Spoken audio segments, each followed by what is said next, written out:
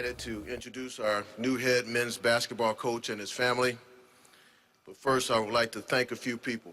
First and foremost, I'd like to thank President Drake, as his guidance and support has been invaluable throughout this process.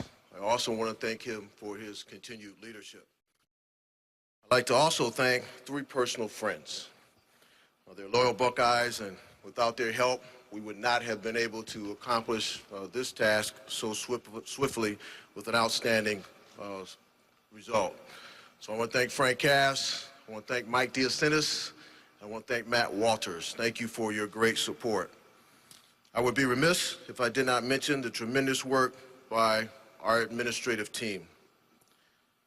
Their teamwork and collaboration, especially in times like this, they just shine. And I just want to thank you guys for your tremendous support. When we met with our student athletes on the team, we promised them we would work hard to get this done right. We're pleased that we were able to meet that commitment. We wanted to make sure that we kept them as our first priority, and they were. We want to thank them for their patience and understanding during this process. We have secured a great coach for them. These young men are truly Buckeyes. The 2017-18 season will be a year of transition that will require all of us to be supportive and patient. As we vetted the background of candidates through a number of contacts in the basketball community, Chris Holtman's name continued to surface. Through that process, he emerged as our #1 candidate. The Ohio State University men's basketball program is one of the most respected in the country, and our coach must respect that great tradition. We sought a high-intensity individual with an emphasis on academics, someone who is relentless in recruiting with great ties to the great state of Ohio and the contiguous states. We found a proven winner who is a community engager and, bottom line, fits our culture. Now it's time for you to hear from the 14th coach in the history of the Ohio State University men's basketball program. Please join me in giving a warm Buckeye welcome to Coach Chris Holtman and his lovely wife, Lori, and his beautiful daughter, Nora. Coach.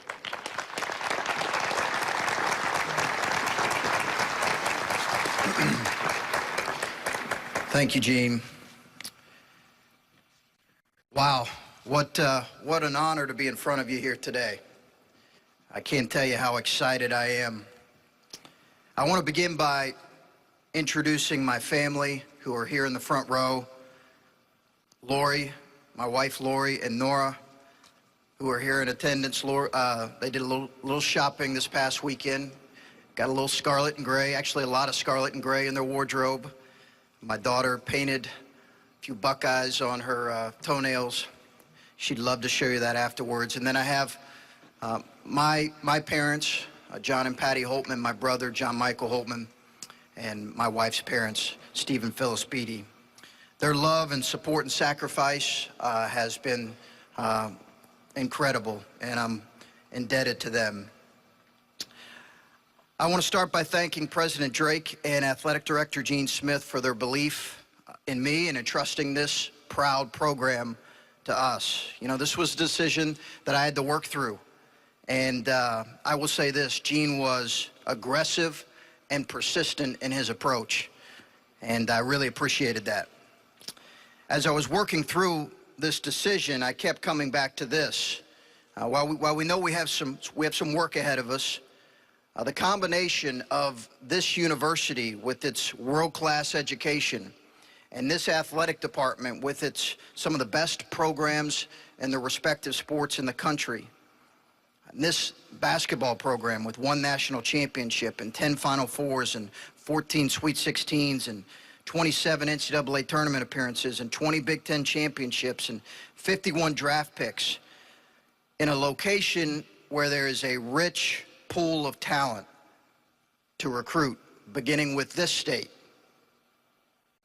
And then that whole combination supported by Buckeye Nation, a passionate fan base that absolutely loves and craves a winner. That combination was just simply too hard to pass on.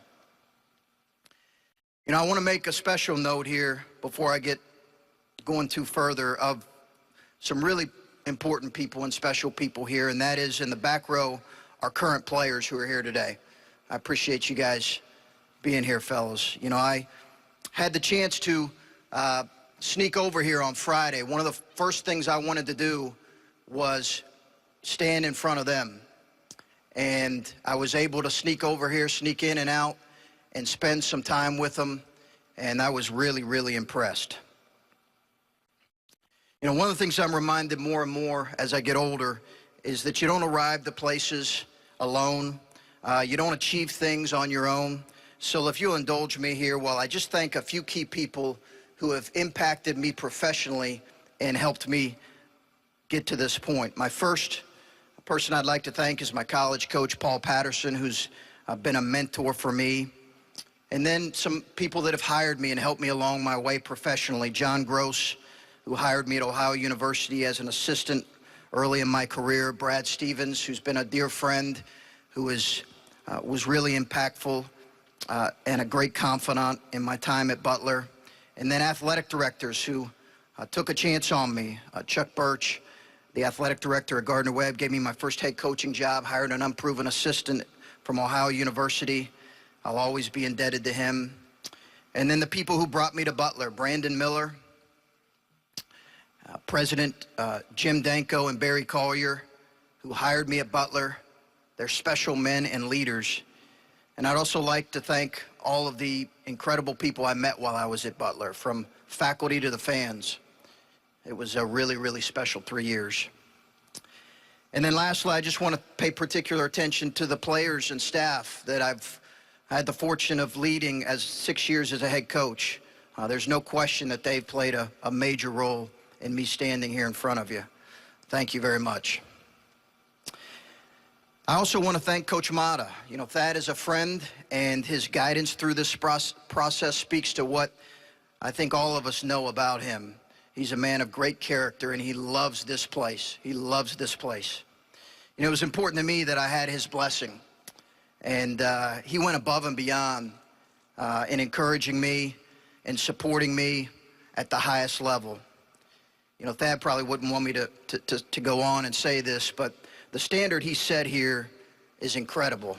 You know, I think everybody understands the records, the accomplishments, the championships on the floor. Those speak for themselves. The academic success, the kind of young men that he brought in, many of who are here today, the class and the dignity and the integrity which he led this program is a great example for all of us. You know, when I had a chance to sneak over here on Friday, one of the things that the players said, which I thought was terrific, was that they love when former players come back around. Whether it's playing open gym or just coming back around, they love that. You know, I think in every special program, people realize that it's bigger than them, that they're a part of something great. And it's always going to be important to me that our guys realize that they're a part of an amazing university and an accomplished athletic department and a terrific program, and that they understand that this program has been built upon the talent and toughness and work ethic of incredible players, coaches, managers, and staff. We want them around as much as they want to be around. We have complete open doors. I cannot wait to meet them all. Several I've had a chance to meet or talk to this past weekend. We're indebted to them. We are absolutely indebted to them. And their connection to this program is vital and extremely important. So to all of them, I want to say thank you. To all that are in the Buckeye basketball family, thank you. We're going to work extremely hard to make you guys proud. As I was talking to the players, one of the great questions that came up Friday in our meeting was, what will some of my goals be for the team, for this team? It was a great question. And, you know, my college coach used to say over and over something as simple as this: do today well. He'd say it over and over. Quite simply, that's going to be our goal from day one. We understand we have tremendous work ahead of us. We're excited about that challenge, but being disciplined to the process of doing today well is goal number one. Some really, really good stuff that comes out of that. Obviously, a big part of doing today well is recruiting, and we're going to be really aggressive and passionate as a staff about adding Ohio State guys to our program. We'll be selective in this pursuit of Ohio State guys. It's not going to be for everyone. Tough, talented, unselfish, and committed student athletes who value this place, who come here like I did and say, wow, what an incredible place. You know, this region, as Gene mentioned, is a tremendous area for talented, smart, and tough players. I've recruited Ohio for over 20 years, this state, and it has outstanding players and coaches, some of the very best in the country. It will be paramount to our success. There's no question. We're going to work extremely hard as a staff to close the borders and dominate the state of Ohio in recruiting. It will be an everyday focus for us. You know, one of the reasons I became a coach was to help young people reach their dreams. There's nothing better than seeing that. There's nothing better than seeing young people reach their dreams. Our coaching staff's going to be committed to this whole person development of our players. Person, student, and player. The development of these players, our current players and future Buckeyes, is going to play a large role in determining our success. How can we help them be the very best versions of themselves? That's what their families expect of us, and that's what we're going to do. That's what we're going to do. Finally, let me say this. I received a text on Friday. You know, Friday was an emotional day. I received a text in the afternoon from a coach I really respect. He's won a national championship, and he does it the right way. And he texted me this. He said, "Be yourself. It's plenty good enough." So that's what I'm going to do. That's what we're going to do. Our family's honored to be a part of this community. We can't wait to meet everybody. You see us in the grocery store. You see us out in town. We would love to meet you. We can't wait to get to know Buckeye Nation. Thank you for allowing me to lead this program. We can't wait to get started. Go Bucks.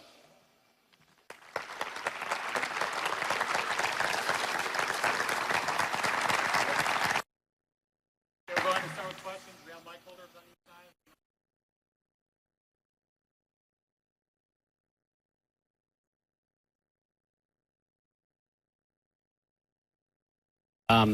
Wondering, just as a starting point, you've had multiple opportunities in the past to maybe move your career here or there. Why was this the right fit for you, and did you have to initially say no before you said yes? Yes, I will. I can be more than happy to answer that, and I think there's going to be some more detail that might be delivered here tomorrow. But, you know, it was something I had to deliberate on for sure. And, you know, there have been other opportunities that have come along. You're correct on that. This is the only one I seriously considered. And as I mentioned, Gene was persistent in his approach. And I had to deliberate. You know, I had left a special program and special guys. That was emotional for me. But I'm telling you, it was the vision that he had and what he was looking for in this place. I'm extremely excited. Tom Davis, Fort Wayne News Sentinel. Coach, you just left the best recruiting class, highest rated recruiting class in Butler history. What was your collective message to those kids? Yeah, I don't know if I want to get into too many specifics about those kind of conversations. I would just say overall, Tom, that you know, continuity is really important, and that's going to be really important for me, that this transition is as seamless as possible, and I'm going to do everything within my power to make that happen from our end. Hey, Chris. Jared Smalley from NBC4. Jared. Congrats and welcome. Thank you. The recruiting you mentioned a moment ago, actually a couple times, the deadline is a little tight here. Obviously, the summer window closes quickly, so you had to get to work quickly. What have you already done? What have been your first steps forward to try to get that train moving a little bit? Well, as soon as I was signed on and compliance eligible to make calls and within the rules, that first hour we started making calls and contacting. And you know, I have some previous relationships with some young men, but really our focus this past weekend has been Ohio. But I don't want to get too specific. Obviously, I'm not allowed to. But you know, we've hit the ground running, and that's going to continue to happen. Hi, Chris. Bill Rabinowitz from the Columbus Dispatch. Following up on Adam's question, there was a report out of Indiana that when Gene offered you a 6-year contract, you said no. 7-year contract, no. Finally, when 8-year contract, you said yes. Is that true? And how big a factor was that? What did that show you about their commitment, if true? Well, his commitment was important, and I'll let him get into some of those details. And I think I'm not sure that's all entirely accurate, but there was some time where I had to kind of take a step back, and then we reinitiated conversations. But I'll let him speak to the specific details of those conversations probably tomorrow, I think. Yeah, Coach, Steve Hellwagon with 24/7 Sports and Bucknuts. Question I have, there's been some tweets out there about guys who are coming with you, and I apologize if this was part of Adam's question earlier, I couldn't hear it, but do you know for sure if anybody is coming with you from Butler as an assistant coach today, and when do you think you're going to have your 3 full-time assistants nailed down? We're going to build an incredible staff, and I can promise you that. I'm extremely excited about that. That will take place here in the coming days to weeks. It's going to happen quickly. There are some things that are in some wheels in motion on some of that, but that's you know, there's nothing I can speak to as of right now specifically. Just to follow up back on what Jared was asking, how do you put 2 years of recruiting into 4 weeks with these kids, the 2018 kids who are going to be out there playing in July and bridge that gap, I guess, for Ohio State? Well, listen, it begins with a really special place. I would start there. Like, this place is incredible, and people understand that, and they understand what this place is about. I think we're going to have a great opportunity with the young kids, and obviously anytime you know, you take a job at this point, you have a little bit of catch up. We understand that. We'll catch up. Promise me. I promise you that. Bruce Hooley, 105.7 The Zone in Columbus. This is more of a long view recruiting question. Ohio State's had great success with some one and dones and have been burned by some. I don't think you've dealt with that at Butler. Right. Do you have a strategy that you've thought through, or is that something you're still formulating? I think that that'll be something we'll continue to formulate. You know, we're really ultimately going to look for Ohio State guys, and I don't know that we necessarily want to put parameters on what that looks like. I think it can look like a lot of different things in terms of their time here, but that's the most important thing. Are they Ohio State guys? Matt McCoy, WTVN Radio. Just interested in what your view of the expectations on you are as you take this job, because I mean, you mentioned Coach Matta and the level that he raised the program to. Are you looking, man, I better be tournament and competing for Big Ten titles quickly? What is your mindset as you dive into this? You know, we're going to get to work. Listen, I think one of the reasons you come to a place like this is because you understand that expectations come with it, and we're certainly not going to shy away from that. We understand we have some work to do ahead of us, and I think our guys are excited about that. I'm really excited about that. But this is a proud program that's used to competing for championships, that's used to competing in the NCAA tournament, and we're going to work diligently to make that happen. Chris, Tim Shoemaker of the 11 Warriors. I'm sure when every coach starts his career, you kind of have a vision for how you want it to play out. But as a guy who just left, Gardner-Webb to take an assistant job just 3 years ago, how fast this all happened kind of catch you by surprise, or is this kind of what you envisioned for yourself? I don't think I've had people ask me about that a lot, and I don't think you ever know exactly what it's going to look like. It's different for, each guy's path is different. So I think you really just try to put in quality work and honestly see where that takes you. Obviously, I didn't envision this, and I don't know that most people, when they arrive to a place like this, necessarily know how it's going to happen. I think you're focused really on just trying to do really quality work, and whatever comes out of that comes out of it. Doug Maurice from Cleveland.com. Chris, how would you just evaluate the state of the program at the moment, and when will Ohio State make the NCAA tournament again? Well, I think the state of the program is good. We have some work to do. I think the reason I'm excited is because the guys right behind you. And as I've gotten to know them and spent some time with them and looking forward to spend more time with them, if you said, hey, what gets you most excited? It's those guys. And what I've heard about those guys from people who've known them, that's really what gets me excited. And beyond that, I'm not going to put a timetable on, we're going to work every day to obviously play in the best tournament in the world. I can promise you that. Chris, Ben Axelrod, Land of 10. You mentioned Coach Gross, you mentioned Coach Stevens. Those are two guys who spent time under Coach Matta. I'm wondering what kind of impact Coach Matta might have had on you, maybe even indirectly. I got to know Thad more here in the last few years, and we communicated more in the last few years. And, I just have always respected how he's done things and his integrity, his ability to win at the highest level, doing it the right way.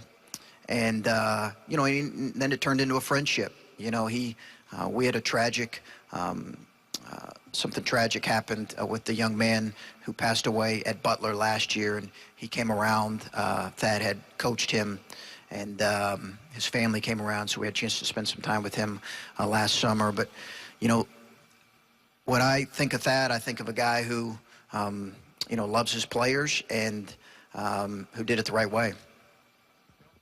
Chris, Bill Landis from Cleveland.com. Folks here have been accustomed to a certain brand of basketball for 13 years. What can they expect from a Chris Holtman coached basketball team? Aggressive, Attacking. We want to be physical and tough-minded. I think there's, it's obviously something we're going to have to work on every day, but tough-minded is going to be really important. But we want to play aggressive, attacking style, and we want our guys to play with freedom. We want them to go out there and cut loose and play. And I think that's what people will see when they watch our team.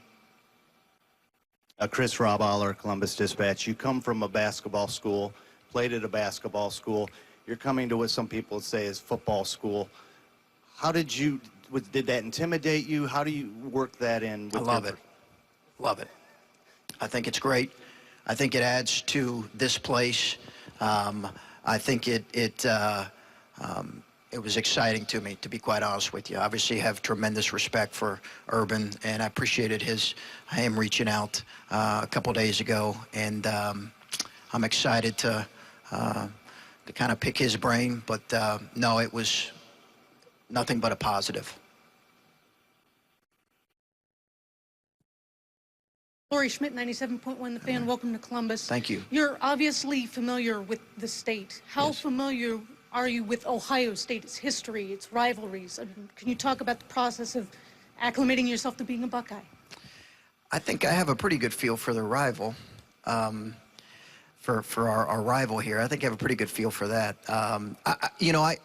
I've followed it from, listen, I love this school, I love this conference, and I followed it from a distance, and I've coached in this state.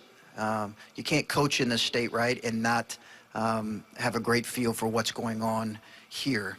And so I think I'm pretty well versed in the history of this particular program. And that's why, that's why these guys in the back means, it means a lot. I've watched, I watch these guys, and I watch these guys play, and I followed their path here in their career, and I follow them as they've continued to play. So it means a ton that they're here on this day. Good morning, Chris. Good morning. Mitch Stacy from the Associated Press. This was a whirlwind for you. This all happened very quickly. Can you take us through your weekend and sort of what happened over the couple days that building up to this press conference? Well, it really started when I was contacted on Tuesday and Tuesday morning, and since that at that point. It's been a little bit of a blur, to be real honest with you. That's why I kind of wanted on Friday to put everything aside and just get to what's most important, and that is coming and spending some time with our guys. That was just, Gene and I were so adamant about making that happen because, in these days, there's so much coming at you that I just don't want the really important stuff to get ignored, and they're the really important stuff. So I've tried to focus on that in these few days as I've been hit from, all different angles. I've just tried to say, okay, let me try to focus in on what's important right now, and I'll have to get to some of the other stuff later. I don't know if that answers your question or not.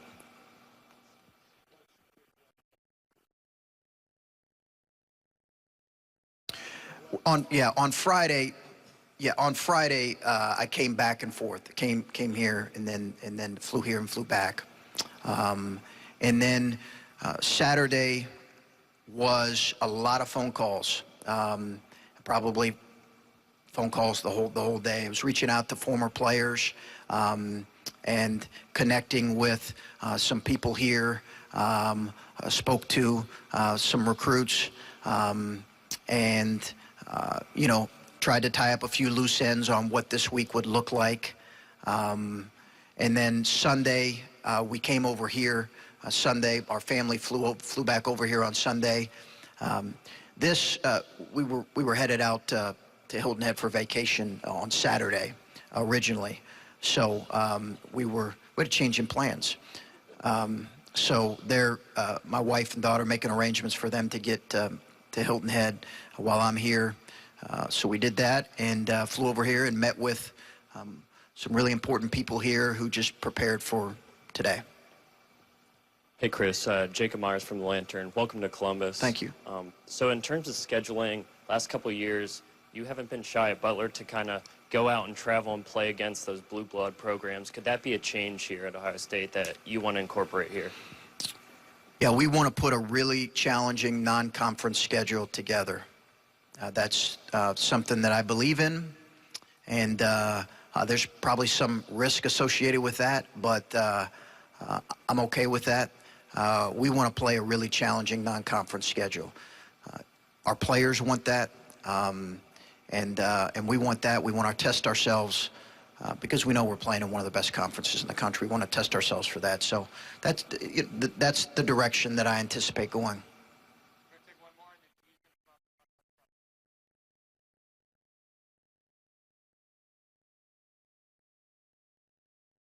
Chris, you've talked about how important it was to meet with your new guys and to get to know them a little bit. I wonder what sort of vibe you got and what the mood was like when you met them. The last time we got to talk to the team was after they lost to Rutgers, and Thad described the mood as very down and a little bit beaten down. I just wonder if you felt any of that and what your impressions were once you got to be in the room with your new team. I think it was great. There was a great energy there. I thought they were real. They asked some incredible questions. We had a little bit of dialogue, which was really important. I think probably normally, they're trying to feel me out, and I'm getting to know them. That's going to take some time. I don't think it's going to happen overnight. We're going to spend a lot of time together collectively, and then we're going to spend a lot of one-on-one time together, and that process it'll continue to happen. But I think they were just kind of learning and wanting to understand who I am and what I'm about. But I sensed excitement and I think a readiness to get to work. And I think they're excited about what's ahead. I hope they are, and I cannot wait to get working with them. Cannot wait. Okay, thank you.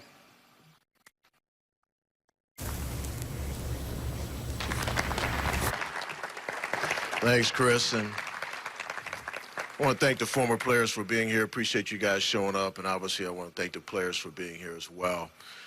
Some of the departmental staff, thank you for being here. Although I know you're out of your office, so you're glad to be here. But I thought I'd come up and bring some clarity to the search. There's a lot of rumors out there, and I thought I might be able to clear up some of those rumors. First and foremost, having done this for over 30 years, I made a promise to the players that I would move as swiftly as I could to make sure we got it right. Just to put it in context, just remind you all, when I met with Thad on Friday, June 2nd, I did not go into that meeting anticipating that he and I would agree on a leadership change. Once we came out of that meeting, I began the process to focus on one priority, and that was to do everything that we could to make sure Monday's press conference paid a tribute to him in a humanistic way that he deserved. And there was a lot of rumors that weekend about what that press conference was going to be. But the reality is the focus was on him and doing it the right way. That Saturday, I was in Chicago at Big Ten meetings and began the process of developing a profile for our next leader, the financial parameters, and a strategy to move forward. Fortunately, President Drake came to those Big Ten meetings on Sunday morning. I met with him to get an affirmation around the profile and to get authority to use the financial parameters that I felt we needed to have in place as I moved forward. He did that. On that Sunday, I also engaged a good friend, a guy by the name of Eddie Fogler, who I've known for a long time, does a great job with background checks and vetting information about prospects. Again, because of where we were with the press conference at 2 o'clock on Monday, I couldn't activate. I couldn't start. Couldn't contact anyone. So we moved to the press conference, and immediately after press conference, Eddie and I began to vet our lists. Reached out to all of our contacts in the basketball community to go through background. And as we went through that background and vetted different people through our relationships, my number one candidate emerged. It was clear. He was my target. He was my target from the very beginning Monday night. Then we offered him the job on Tuesday. He had trepidation. Okay, it was initially a 7-year contract. I can't remember who asked that question up here. I apologize. It was initially a 7-year contract. I did go to 8 in the process of him considering to hopefully push his wife over the edge. I didn't care about him. I cared about Lori. So I was trying to push her over the edge. But the reality is we went from 7 to 8. 6 was never on the table at all. And the contract is being worked out, so at some point you'll get the details of the financials when that's complete. So he needed time to think, and I needed to move because I wasn't sure what he was going to do.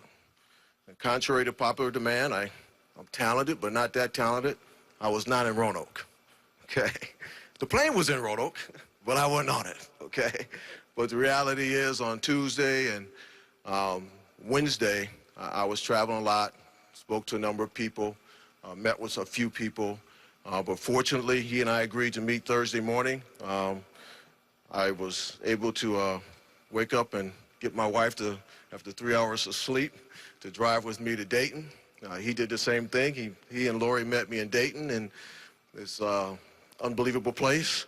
And we sat and had a great conversation, got to know one another, and in that moment, he accepted the job, and I called Eddie, and I said, we're done.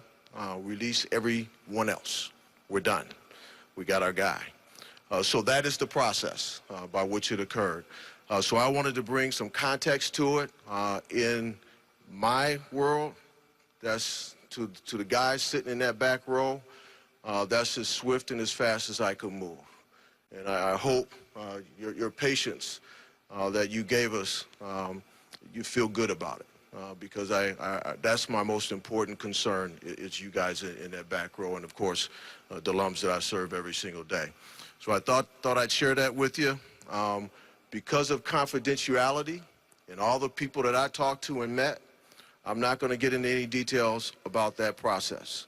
That is how it worked. So I wanted to provide that to you. Thank you all for being here. Dan, anything else we need to do?